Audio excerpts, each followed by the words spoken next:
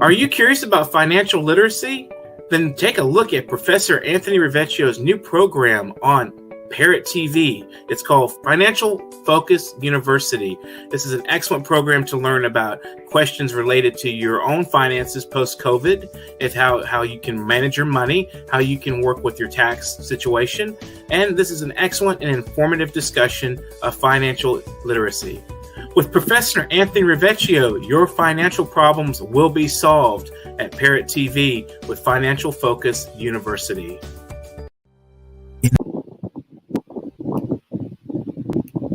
In a world where the quality of information available to poorer communities is doctored, tainted and sometimes regressive, where the words fake news have come to mean other people's opinions, it is vital to rely on news platforms with journalists who have feet on the ground and can report the truth. New York Parrot, a New York-based national and global news outlet, is changing the narratives of media operations. We focus on the news that matters, like self-empowerment, entrepreneurship, finances, health, security, politics, and more. We strive to curb violence, racial and economic discrimination, and to promote peace and socio-economic development of multiculturally diverse world. As we give voice to the people, we also give your business a voice and make it heard. Get your products and services off the ground by advertising on our fast-growing platform.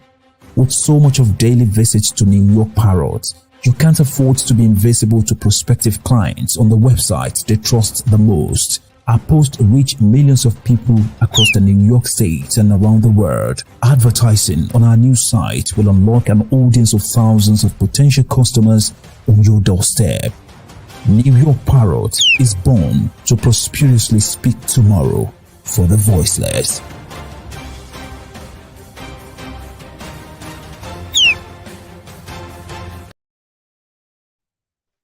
Welcome, ladies and gentlemen, to Financial Focus University. My name is Professor Anthony RIVIECCIO. Some in the financial service world know me as the former founder of the Financial Advisors Group, a 25-year money management firm. Some in the financial service world know me as the current CEO of RIVIECCIO Financial Advisors, a personal finance firm. Some know me as a college professor teaching personal finance for both Herbert H. Lehman College as well as Monroe College. And ladies and gentlemen, we're in summer school, so just to set the record straight, if you can't see, I'm wearing my Lehman College t-shirt and my professor pin, so I'm officially on duty. And we have a wonderful show for you guys because we're going to talk about three important topics in school today. The first topic we'll be talking about will be our traditional bidenomics segment. Now remember, that has to do with what we call a combination of financial news and market information for the week. We will talk about how the market did for the week when Ms. Pelosi decided to run to Taiwan. What happened? We'll talk about that. The second topic is our personal finance segment, our how-to segment. Now, most of our viewers know that we have a summertime theme called income tax planning. So we're covering several segments of the income tax code, and today we will be talking about how to master income tax estate planning. That sounds like a big word, right? Well, guess what, guys? With this topic, it gets even deeper. Now, let me put it into three phrases for you. Estate tax, gift tax, estate deductions. Those are the areas we'll be talking about. Third and final area, ladies and gentlemen, the professor's opinion. You know, some people are surprised, but I got an opinion too. And if you've heard me the last couple of weeks, I've been screaming about inflation, right? Well, who started inflation, right? Who didn't take care of inflation when they had the opportunity to take care of it? We'll talk about that in our final segment. So, ladies and gentlemen, welcome to Financial Focus University. Get comfortable, grab a soda pop, click the subscribe button so you can join us next week and the following weeks. And we're going to start off with our traditional Bidenomics segment, which again has to do with the financial news and market information for the week.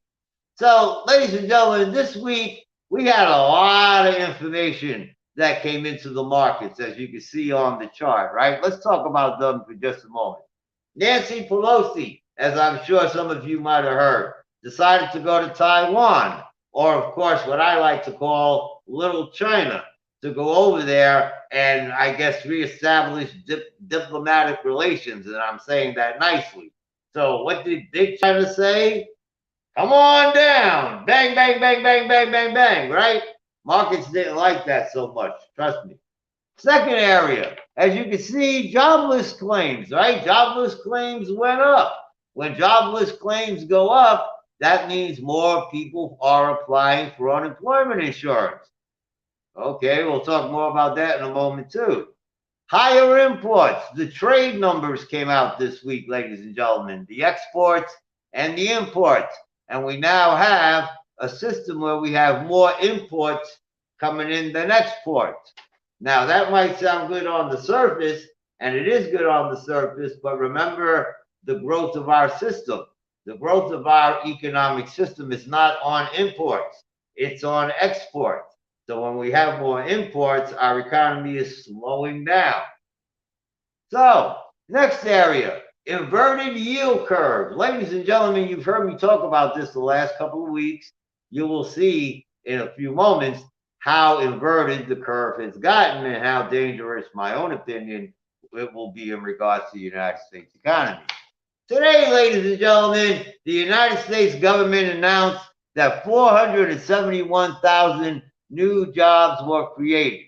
And as of now, we are back to March 2020.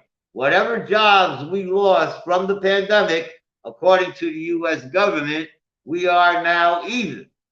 Now, I have a little skepticism with that too. You should know some corporate reports came out today as well. They analyze some of the same numbers that the U.S. government does.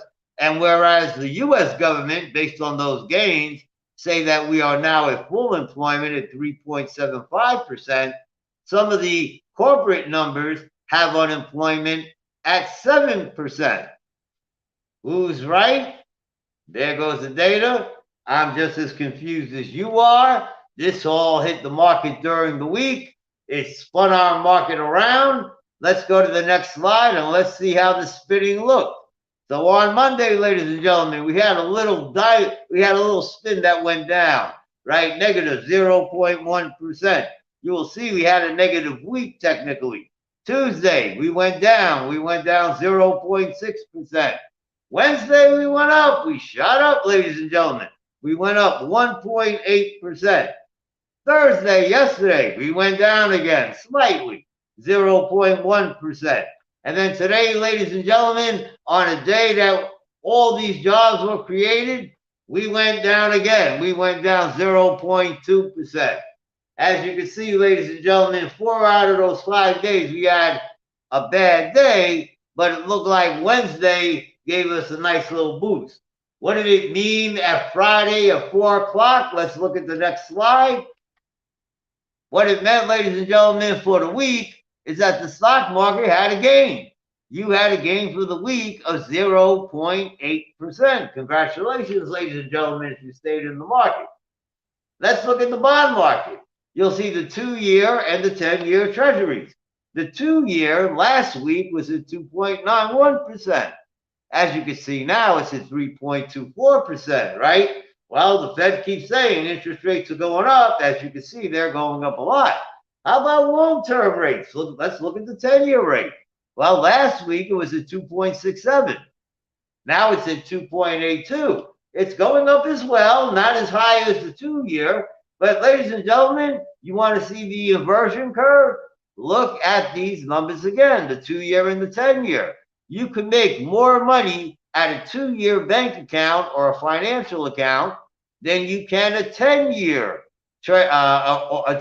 account, right? That is not supposed to be happening in our economy. Interest rates traditionally go up on all levels when the market is good on all levels. As you can see, the bond market is very sick.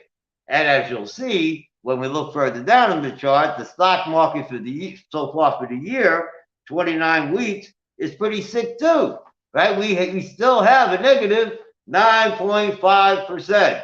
And yes, Mr. Gloom and Doom, Mr. Bob Press is also still down with us during his 20 weeks of saying that I'm all in at negative 2.9%. Ladies and gentlemen, what does Bidenomics tell us this week? Three things. Number one, it was a bad week with a good middle. Number two, we are getting better a little bit every day. And number three, Miss Pelosi, stay out of Taiwan. We'll be back in a moment. Do you know that there is a publishing company that wants to make life easier for you as a writer? This publishing company is called World Inkers Printing and Publishing. We publish in all different languages, and we're looking for writers of all genres, all formats. We're looking for scholars, ghostwriters, playwrights, poets, short fiction, novelists, you name it. We're looking for anybody who is interested in writing and the craft of writing to be in touch with us. You can reach us at info.worldinkers@gmail.com. With World Inkers Printing and Publishing, you do not require a lot of money to publish with us. Contact us today at info.worldinkers@gmail.com. Become a winner with other authors at World Inkers Printing and Publishing. Give us a shot. We will surely convince you. All roads lead to the land of Terenga, the home of hospitality. Join us as we put Senegal in the brightest spotlight in Africa for the historic inaugural Daylight Africa Week, also known as Transatlantic Family Reunification Week and African Open House Week. Daylight Africa Week event is scheduled to be officially launched in the Senegambia region of Africa, specifically in Dakar, in the first week of September 2022 at King Fahd Palace Hotel, Dakar, Senegal. Founded by African Union Day Foundation (AUDF) in New York City, the historical event will be graced by numerous diaspora Africans, American citizens, spiritual leaders, and some New York elected officials who have shown interest in visiting Africa and exploring its grandeur. President Macky Sall, current chairman of the African Union, shall lead the launching of the most transformative initiative for the continent.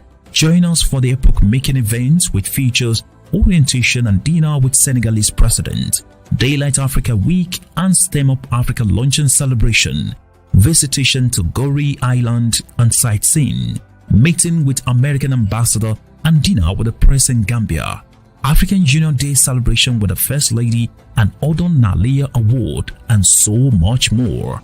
African Union Day Foundation, a pan-African non-profit organization committed to promoting Africa and anything Africa.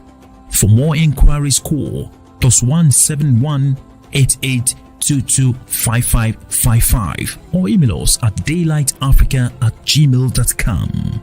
Be there.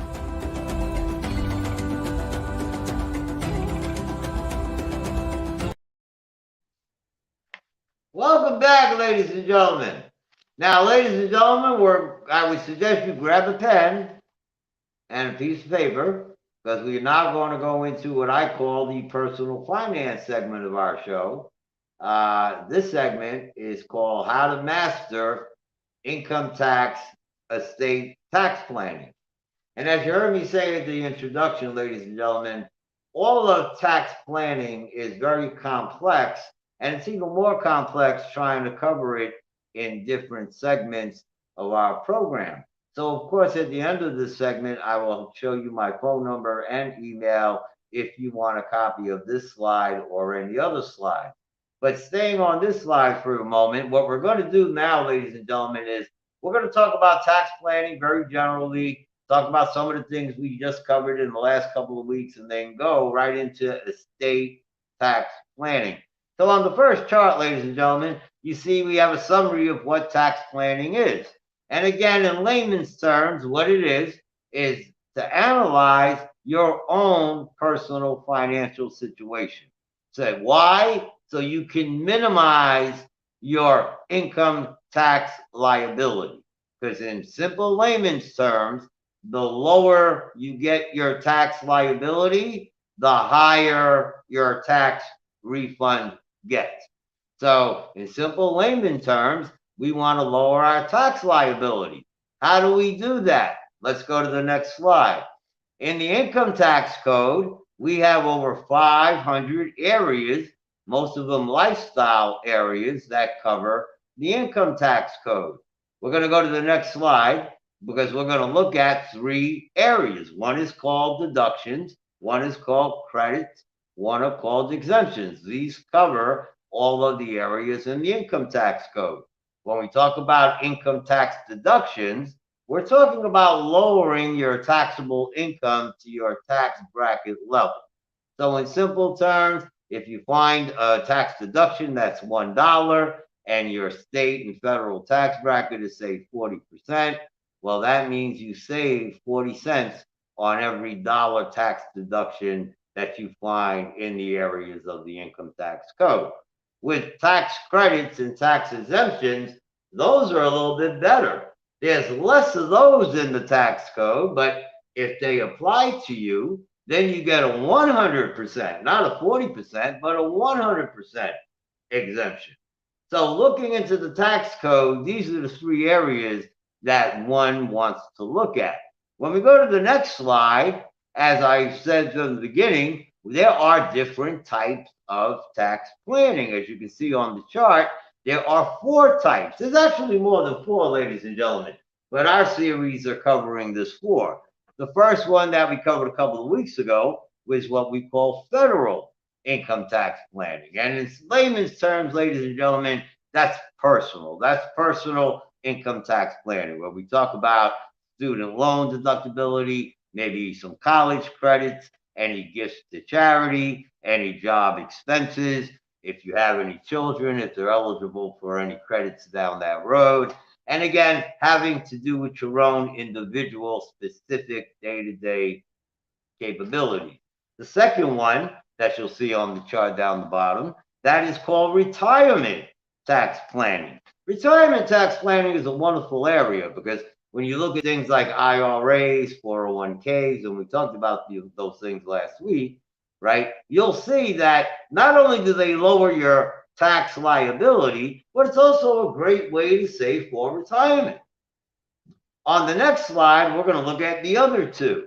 One that we're going to cover in more detail in a minute is estate tax planning. Estate tax planning, ladies and gentlemen, is a very important area that nobody likes to think about. Why? Because it has to do with death, right? So when someone dies, the estate is going to be given to heirs, but it's going to be given to heirs subject to taxes, what we call death taxes, or in more professional terms, estate taxes and gift taxes. And we're going to talk about those areas in a moment. The final area you'll see, which we're covering next week. So if you haven't pressed the subscribe button for next week, please do, because this area I think is juicy. Small business income tax planning, right? Whether you have a home-based business, whether you have a storefront with an awning, you are eligible to have in your tax code up to 28 professional areas, from the rent to supplies to many, many areas that one could be eligible for. We're going to go over those areas next week, ladies and gentlemen. Now we're going to go over estate tax planning. So when we go to the next slide, we talk about, ladies and gentlemen, one very simple thing. When we talk about what's the benefits I'm sorry, ladies and gentlemen, when we talk about the benefits of estate tax planning, what we're really talking about is maximizing the estate, right? We want to make sure the estate is intact, it's all there, nothing's coming out. And what you want to be sure at that point is you want to have both a professional tax person, which you'll understand more in a moment, but also an estate lawyer. Some do come in both, but you basically want 2 in 1 because they cover the legal and the tax areas when it comes to estate planning, making sure heirs get their things appropriately, Well, let's talk about estate taxes, right? So again, why, what's the, why do you want to maximize the estate? Because of course the heirs are getting it, right? This is why we want to do it in the first place. So let's go to the next slide and talk about that for a moment. So when we talk about estate tax, ladies and gentlemen, we're talking about taxes on death, or in more professional terms, the transfer tax. That's what we call it in financial planning bill. It's the estate transfer tax that happens upon death. That is a federal tax, ladies and gentlemen, and that tax can be anywhere from 10% to 35% based on the value of the estate. Now, before I go into the gift tax, let's stay on for a moment, ladies and gentlemen, the value of the estate, right? Because the value of the estate is based on two things. It's based on the gross value of your assets, right? And you know, a big detail with your assets, you should know that. But, things like life insurance, your home, any cash, any investments, any property, right? Well, of course, we want those things to grow, and we want to be sure they're transferred appropriately. But when you leave us, right, it is the gross estate minus any deductions from the estate, which now gets us to the net, right? Gross minus deductions is net. And that's when the taxes start to come into play. So when we talk about the value of the estate, that's what I'm talking about. So let's get back to the estate tax. I apologize for digressing for a moment. Again, the estate tax, we know it as the transfer tax, the death tax, which generally is 10 to 35% on the federal side. Ladies and gentlemen, notice I said federal side, right? Because they got a state tax too. And that state tax varies from state to state. Each state makes up their own requirements. In the state of New York, it varies from 8% to 13%. So again, you put the Fed, city, and state together, that's going to be your estate tax. Are there ways to avoid it? Absolutely. Make sure you talk to your tax person and your lawyer about tips, strategies, even accounts to be sure you escape the estate tax. There are also some provisions in the code that your professionals would know to be sure that your assets are placed appropriately, that based on its limits, you may be exempt from paying estate tax. Let's talk about the gift tax, ladies and gentlemen. The gift tax is for children, really, right? We're going to gift money to children, right? Whether it's cash, whether it's property, whether it's for education. Well, guess what, ladies and gentlemen? There's a gift tax.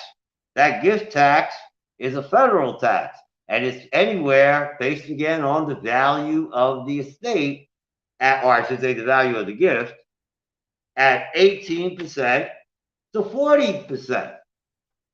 Are there ways to avoid the gift tax? Absolutely. Are there ways to make sure that you gift appropriately? What I mean by appropriately is having it recognized as an exempt tax gift.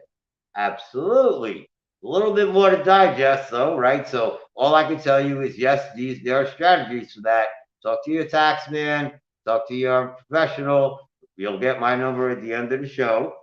And again, let's talk about deductions, right? We got a gross estate.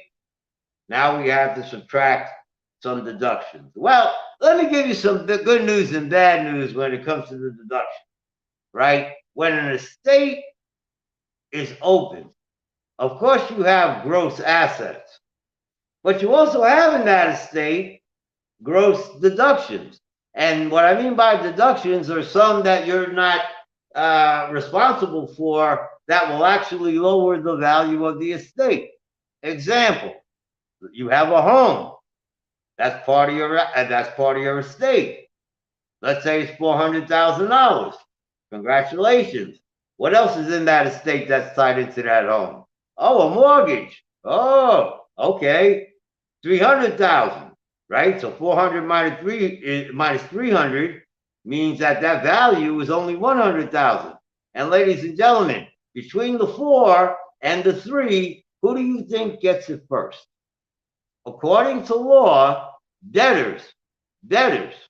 So the mortgage company in this case would get their money first before you. Isn't that a wonderful thing, right? But the government does allow you to subtract what they call estate and administrative costs for managing the estate that are also tax deductible. Now, I would say, especially if you're going to hire a professional to handle the estate, yes, there will be labor costs, there will be all types of administrative costs associated with that. You want to keep that for your records. Those areas are tax deductible. And that's, again, how you will lower the estate for tax purposes. So, again, ladies and gentlemen, to summarize, when we talk about federal estate tax planning in layman's terms, what we're talking about is the estate tax and the gift tax. When one dies, that estate goes through a transfer tax. That is both on the federal and on the city and state. Very generally, it can start at 20% for both, go as high as 40%. And then you may or may not, depending on how the estate is structured, be dealt with a gift tax. Gift taxes are mostly, we call them children's taxes, because of course, what happens with many estates is that mothers, fathers, grandkids, grandmothers, I should say, want to give to the grandkids. And that's wonderful. But in estate planning, there are proper income tax ways and legal ways, professional ways, like trusts, wills, and again, I don't want to go out of hand with that topic, but to tell you that when we talk about estate tax planning, well, ladies and gentlemen, in layman's terms, we're all going to die, right? We're all going to die. So we want to be sure our assets are protected. They go to our family. What good is the money going to a dead person? Ladies and gentlemen, that's Mr. Gloom and Doom, Mr. Robert Press. And ladies and gentlemen, you'll see on the chart, you'll see my name, my address, and my phone number. If anybody wants to go into details with this, feel free to give me a call at any time, because it can be complex. If anybody also wants to give me a call for advertising capabilities on our show, please feel free to give us a call as well. We'll be back in a moment. America Open Market, AO Market. The best digital market for humanity is a free multilingual borderless market open to international sellers with various languages included. With America Open Market, you may start selling in minutes after filling out the form. Comprehensive dashboard where you understand your sales, orders, and customers is available. You get paid directly, securely, and instantly on the America Open Market. You can sell your house, car, electronic laptop, CD player, boombox, phone, headphones, furniture, and clothing, and anything on AmericaOpenMarket.com, where all your sales and customer needs are met. Register as a merchant today. You will not regret becoming a vendor at America Open Market. For further inquiries, contact us at aomarket@gmail.com. AO Market, best digital marketplace for humanity.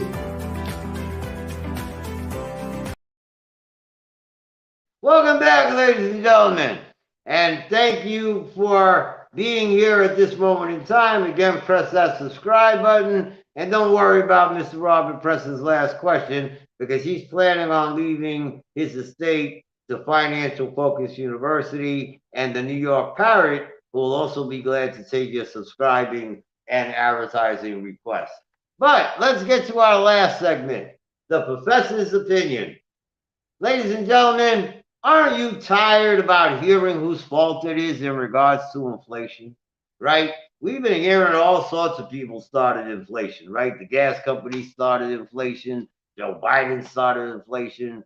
Congress started inflation, right? All these supply chain started inflation. And ladies and gentlemen, what we forget is that just a couple of years ago, when we had a different Federal Reserve Board, they had a chairwoman by the name of Janet Yellen. And Janet Yellen at that time, ladies and gentlemen, she had to make a very tough decision about interest rates, whether they should go up or down based on the economic conditions of that time. Some people believed at that time, a few years ago, that inflation did start to pop up in certain spots. Long story short, ladies and gentlemen, the Federal Reserve took very little action. Janet Yellen believed at that time that inflation was not a problem. Well, as you can see, looking at this chart, she was recently interviewed by both CNN and NPA, where she said she was basically wrong about inflation, that maybe she should have pulled the trigger a little bit earlier. So let's go to our next slide, because I want to be sure that our audience knows that the lady on the right-hand side is Janet Yellen. She is being hosted during the time that she was Federal Reserve Chair. I believe that picture is at the Brookings Institute. And by Janet Yellen not reacting as Federal Reserve Chair, what does she see today with her new job as Treasury Secretary? Let's go to the next slide. Ladies and gentlemen, remember that slide, ladies and gentlemen? That's our one-year inflation slide, right? Where everything is now up. Hot dogs, coffee, milk, meat, anything at the grocery store. And of course, everybody's now following suit, right? Gas, sneakers, right? Underwear, everything is going up. The professor's opinion, ladies and gentlemen, people know I call a spade a spade. Janet Yellen, you're a liar.